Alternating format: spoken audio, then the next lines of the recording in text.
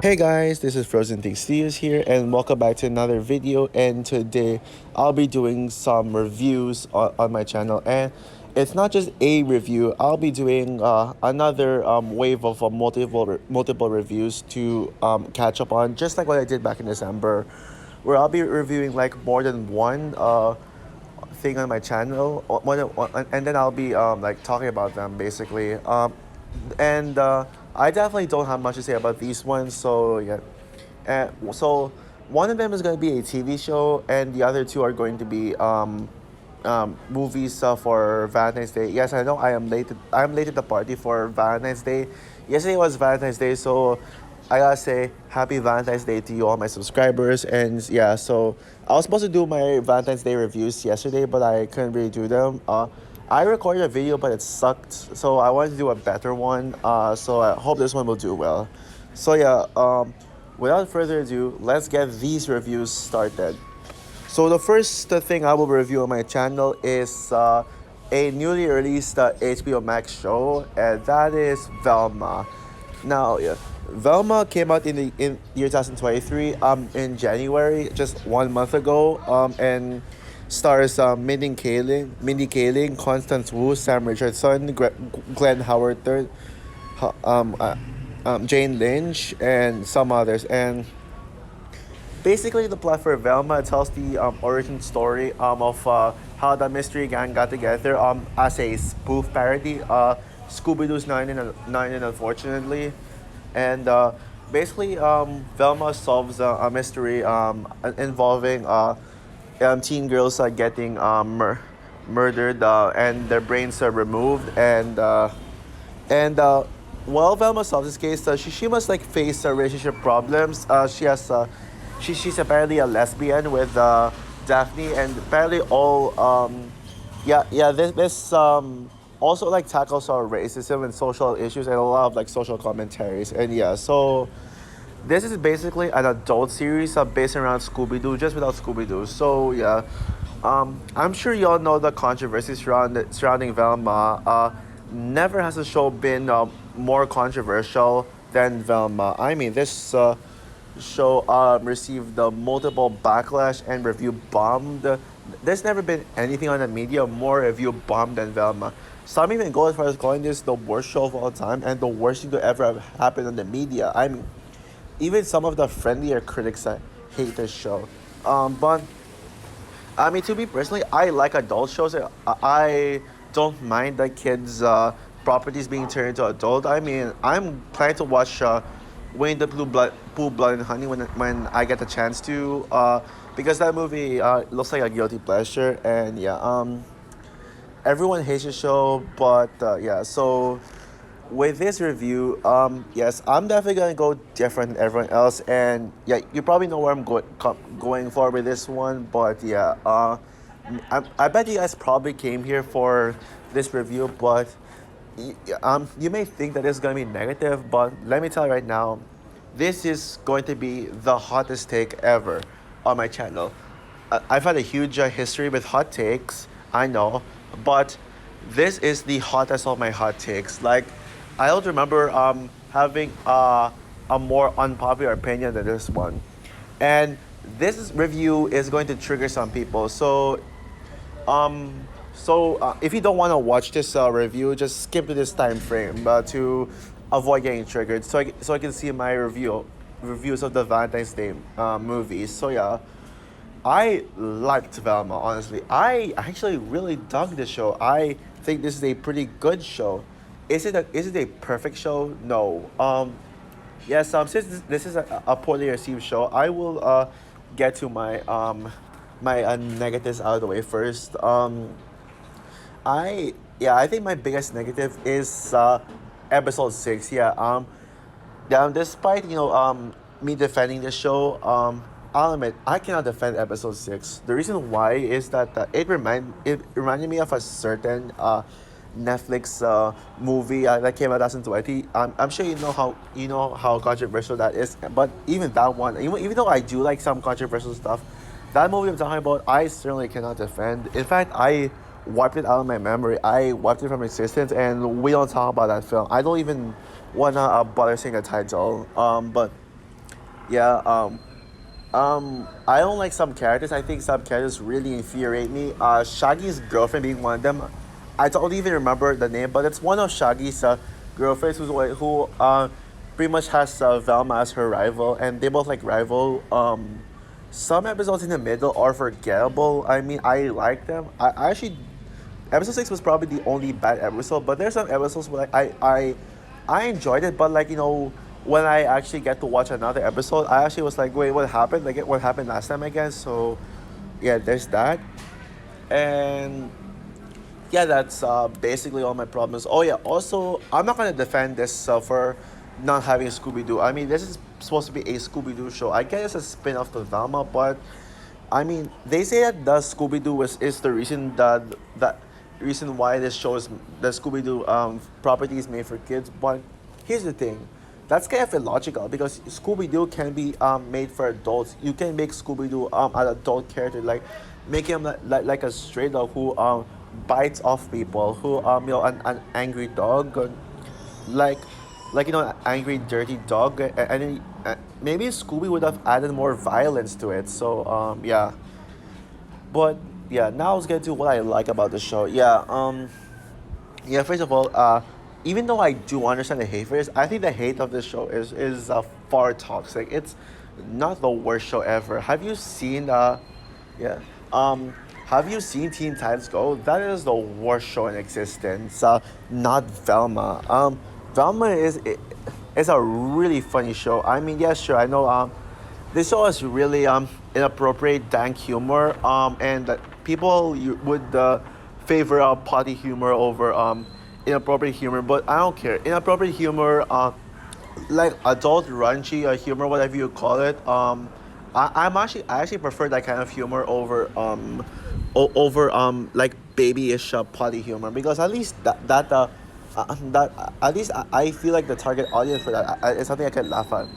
Is it inappropriate? Yes, but like I mean, there's still they're not making meant to be taken seriously. Yes, there are some jokes that can go way too far, but I think it's just a nitpick. I like the characters for the most part. The good characters. I mean, Fred is great. I like Velma's dad. Velma herself is by far the best character in the film, in the show. I like Fred as well. The twist villain, who I won't say this, was actually really good. Even yes, I know like her. I mean, she could. The concept of her can be a little similar to Evelyn Dever from Incredibles 2, but it's done in a way that's like decently executed. And I think Mindy Kaling did a really good job, and I feel like this is a show that's not meant to be taken seriously. The only reason people hate the show is because it quote unquote ruins their childhood. Which, by the way, that term is annoying. And this show is just really a guilty pleasure. My favorite episode of the show is episode three, Velma Kai. But maybe I'm biased because the episode pretty much parodies Cobra Kai, and as a Cobra Kai fan, man, I think that was absolutely worth it. Yeah. Um, Love the finale as well. The mystery part is by far the best aspect of the show when it comes to the mystery, and at least you can acknowledge that episode nine toned down what people hate about the show. So you can acknowledge that, but yeah, no surprise, people still hate the finale just because it's part of the Velma show. Like they can't you can't say anything good about this show, otherwise you're dead. So yeah, overall, yeah, I liked Velma. I'll go by saying I think this is the best Scooby Doo show. But to be honest, guys, I'm not a fan of Scooby Doo. I don't love any Scooby Doo. I don't love Scooby Doo, so this is just my favorite. But that definitely does not say much. It's not a masterpiece by any means, but I really enjoy this show, and this is a vastly superior Scooby Doo product than that disaster that is Scoob. Yeah, I can't stand Scoob. But Scoob and Shaggy and Scooby Doo Gang Clue are the worst Scooby Doo products, and I'd rather watch Velma than watch those two Scooby Doo products I mentioned. They're both the true disgraces to Scooby Doo. My rating for Velma, on an objective level, objectively, I would give it a 7 out of 10. But due to all the hate and backlash it gets, I kind of feel sorry for this. So I would consider like giving this show higher, even on a personal level. So overall, I'd say it's an 8 out of 10. But overall, I would say 7.5 out of 10, I guess. So yeah, that's all for my Velma review. Yeah, definitely. Yeah, Last of Us is a far superior HBO Max show. At least we have something, you have something good to watch. So yeah, now let's get into the romances. So yeah, the Valentine's Day reviews. So yeah, there's two in mind. I definitely have less thing to say about them than Velma. Now let's get to these reviews. Starting with At Midnight. Yeah, I know you've never heard of this show before. I know this movie before. But yeah, I'll explain later. But let's introduce this movie. So At Midnight came out recently. It just came out last week, and it's directed by Jonah Feingold, and stars Monica Barbaro, aka Phoenix from Top Gun Maverick, and basically the plot for At Midnight. It tells a story of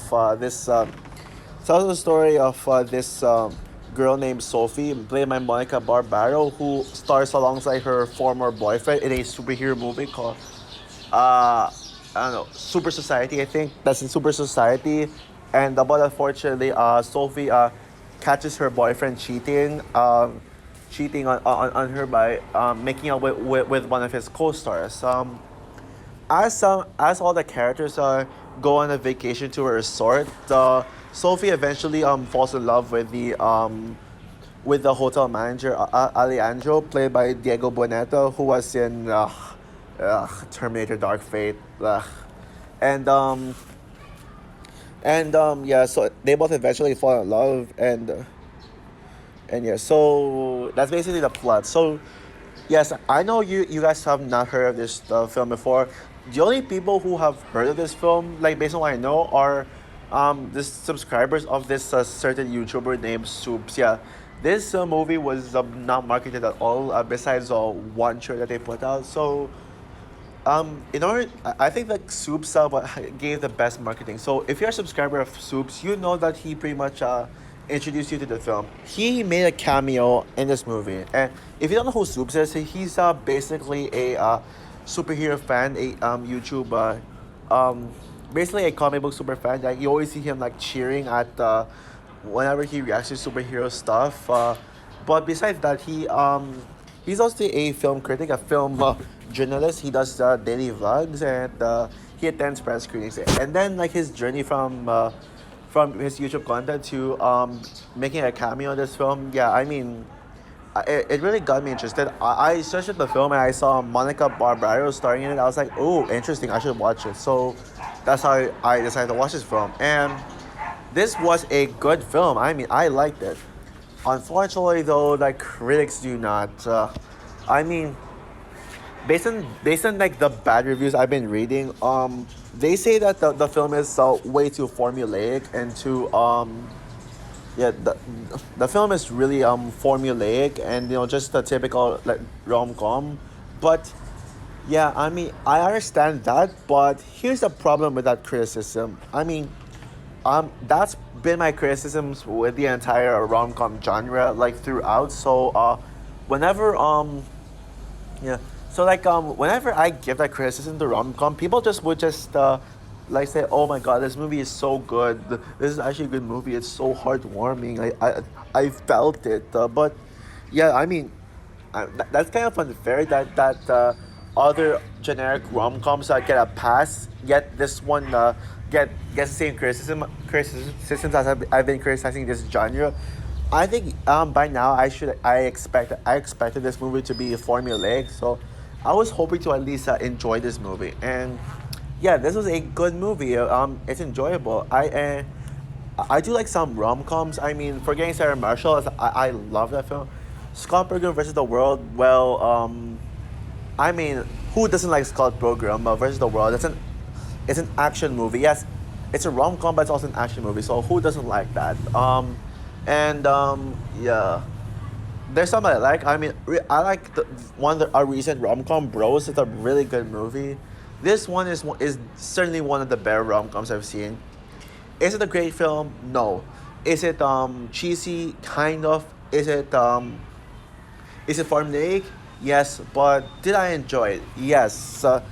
I mean, this is a really sweet film. I think one thing you should note about the rom com films, like one thing you should really take note of is the enjoyment. I mean, a lot of times rom-coms would usually bore me. I mean, say what you want about superhero movies being the same thing, but at least they're entertaining.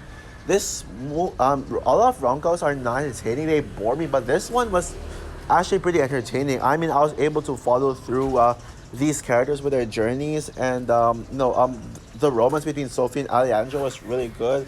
Alejandro, I can kind of see myself in him because my parents have suggested me to work as a hotel manager. It's not one of my aspirations, but I was like thinking, oh yeah, maybe I could be a hotel manager. I mean, I can actually buy into it. Don't know if I'll be a hotel manager. Maybe if I would work in the hospitality industry. I aspire to be a theme park manager. I guess that counts. But honestly, I don't want to keep talking about my future college. I've talked about that in my previous videos. But yeah, Monica Barbaro is by far the standout. I mean, she was a near perfect, a flawless character. I mean, I loved almost everything about her. Monica Barbaro was excellent in this movie, and I do like yeah. Now, well, as for my flaws, well, besides the fact that it's formulaic, I mean, I do think it's a bit mean spirited, especially with the side characters. Like a lot of the side characters, Sophie's manager, Sophie's you know, like background character, like on-set people, they're really annoying. Especially that Sophie's a manager. Oh my goodness, he is like. There is one scene where like that guy, that manager, he gives a really bad acting. Yeah, I have no idea who that guy is. I don't remember his name. I don't care. Her best friend is Meh. I couldn't care less about her. Also, the breakup scene was really like cheesy and forced. I mean, like, um, yeah, I usually don't like breakup scenes because I always think that it's so forced. I meant to say like the breakup between Sophie and Alejandro. I mean, like the way how they handle the breakup, like it pretty much represents why I don't like breakup scenes because they're just um I know like you can easily get invested in breakup scenes, but the way how they do it in that scene is just forced. And, and then in the end they got back together, which is predictable and forced. The movie does fall apart in the end, I will admit. And that's pretty much all my flaws. And also the Soups cameo as well. Shout out to him. So overall, At Midnight is a harmless, fun romance film that I think is underrated and not as bad as everyone else says it is. So with that said, I'm gonna give At Midnight a 7 out of 10. Okay, two down, one more to go, one more movie to go. I had two. I've given two positive reviews, but unfortunately, let's go negative this time. Empire of Light. Oh boy, now, yeah. So yeah, this one it's gonna hurt to talk about. I don't want to say much about this, but let's see how much I have to say. Empire of Light came out back in December 2022 and is directed by Sam Mendes, a director who I absolutely admire. He directed American Beauty, the Best Picture winner, wrote Perdition, Skyfall, The Underrated Spectre, and and the recent one, 1917. It stars Olivia Colman, Michael Ward, Colin Firth, Toby Jones, Tom Brooke, and many more. And basically, the film tells a story of a cinema manager who has a mental disorder, who falls in love with a new employee, and that's basically it. So yeah, I love Sam Mendes. I actually loved all his films. I think he's in my top 10 favorite directors of all time. I love this guy. Spectre is my personal favorite Sam Mendes film. I don't care what anyone says. I will defend Spectre till the day I die. I think Spectre is a really good film. I love it. It's my favorite film in 2015. And and I mean, this movie had so much potential. I mean, it's shot by Roger Deakins. Yes, the Roger Deakins. And yeah, and I mean, I figured that this was gonna be the weakest Stan Mendes film, but I was hoping to still at least like it. Unfortunately, after seeing the film for Valentine's Day, oh my goodness, this has got to be one of the most disappointing films like in recent memory. Now, I'm yeah, I mean, I still think that Marcel the Shell with Shoes On is the most disappointing film of last year, as I really wanted to love it and put it as one of the greatest anime films of 2022. But I mean, it's probably one of the more overrated films of last year. It was just boring. This one I had lower expectations than Marcel, but yeah, this was not good. I mean, it's not like in a way that's just oh, I appreciate what it's trying to do, but it's just not my thing. It's just not a good movie in general. It's not like I don't even see that as a well-made film. It's just wow. Yeah, I mean, Sam Mendes, what happened? This is how you follow up 1917? Wow, I mean, I hope Sam Mendes doesn't fall into this trap again. But now let's get into the reasons why I don't like this film. I think let's get the biggest problem out of the way. It's so boring. This movie is literally one of the most boring movies I have ever seen. Like, yeah, this movie is just painfully boring. The, the the two leads, I don't feel the chemistry at all. I mean, their chemistry is just so poor. Um, the writing is so messy. I mean, it wants to juggle so many things at once, but it doesn't really know what to say. I mean, it doesn't really know what to do. Um, and I and also and the main character is far too unlikable. I mean, is far too unlikable. I mean, I get it. Olivia Colman's character has a mental disorder, but that doesn't give you an excuse to be unlikable.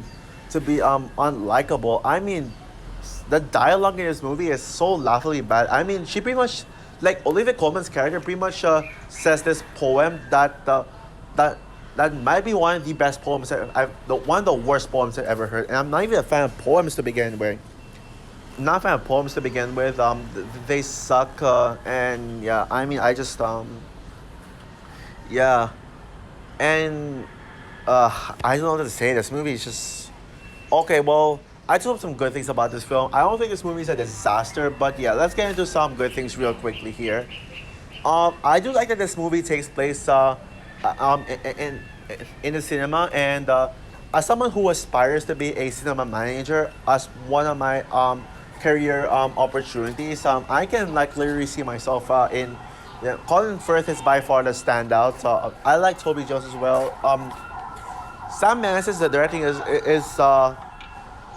Sam Mendes' directing is solid. I think Sam Mendes is one of the better parts, and you can't deny Roger Deakins' cinematography. He is one of the greatest people working in Hollywood and the best cinematographer. I would say that this is his weakest. I would say that this is his weakest work, but it's still good. It's still good cinematography.